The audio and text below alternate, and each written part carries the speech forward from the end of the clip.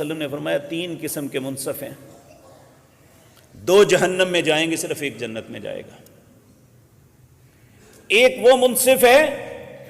جو فیصلے کرنے کی استعداد قدرت رکھتا ہے، اسے علم ہے فیصلہ کیسے کرنا ہے، اور وہ فیصلہ بھی انصاف پہ مبنی کرتا ہے، کہا یہ جنت میں جائے گا۔ ایک وہ منصف جج ہے جس کے اندر فیصلے کی قوت ہی نہیں، استعداد ہی نہیں، یا اسے فیصلہ کرنا ہی نہیں آتا، بے شک وہ اخلاص کے ساتھ بھی فیصلہ کرے تو غلط ہی ہوگا، یہ جہنم میں جائے گا۔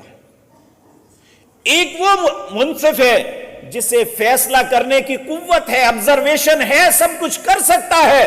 لیکن پیسے لے کے یا سفارش کی بنیاد پہ فیصلہ دوسرے کے حق میں کر دیتا ہے، یہ بھی جہنم میں جائے گا۔ ایک ہوتا ہے